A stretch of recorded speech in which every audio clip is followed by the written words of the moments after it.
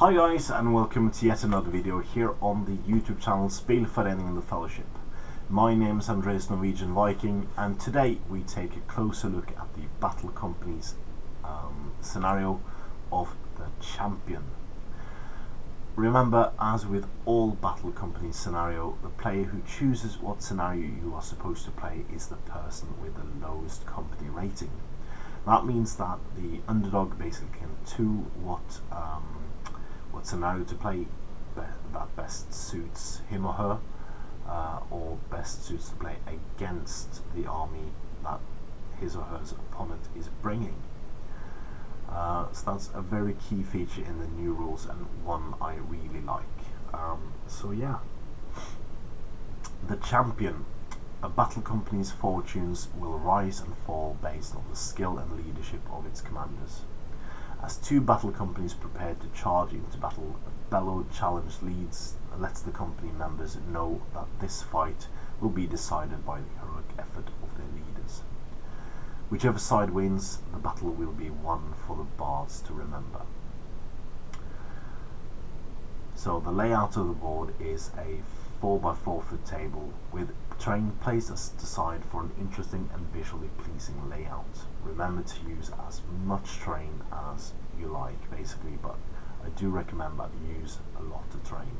The reason for this, as it gives it more narrative, it gets more interesting as you have things to hide behind, things to jump out of, jump down from, woods to hide behind, stuff like that, and it makes for a much better game. And I'm sure all you SPG players will agree that terrain, the board with much terrain, is a better board to play at. Even if you like the battle lines and stuff like that, it is boring to just charge ahead and not use the terrain strategically to your advantage, basically.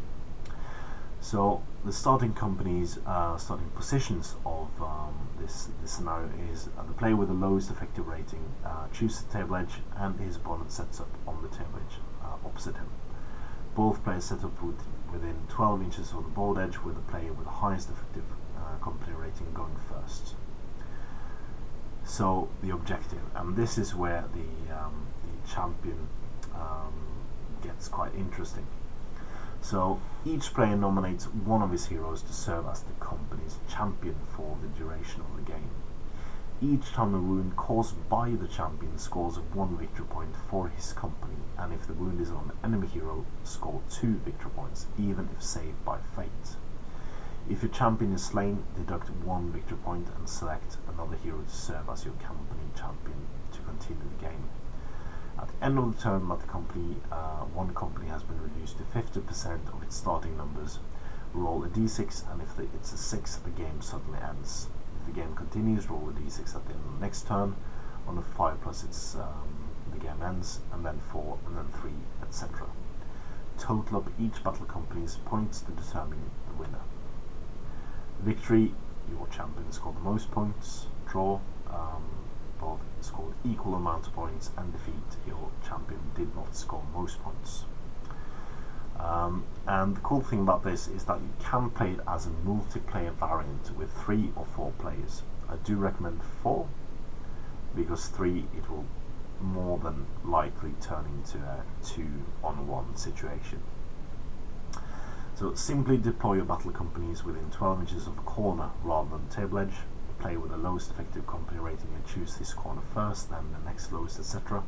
The player with the highest effective rating will deploy his models first, then the next highest, etc. And player will begin rolling for the end of the game when one company has been reduced to 50% of its starting company. It is possible that 2 companies could draw while a third gets defeat, or that 2 companies are defeated and 1 wins. So this particular scenario, I think, is more skewed towards a very effective hero. So if you have one hero that basically surpasses all other warriors, this will be your champion, and it does very well against a company that has more heroes than you do, especially if they're a bit squishy heroes like the hobbits are, because then you could charge them, kill a hero, get a couple of points, then charge hero, get a couple of points, and then so on.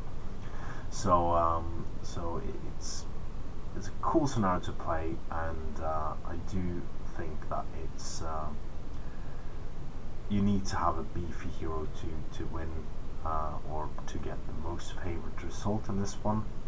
Although I have seen it win with just one attack models killing each other over and over again, or hurting each other one over and over again. But do bear in mind that this scenario is over quite quickly. So if your champion is killing, it's not killing the right things. So if your opponent feeds you an important model and he charges with his champion on a more important model, it gets into the priority system.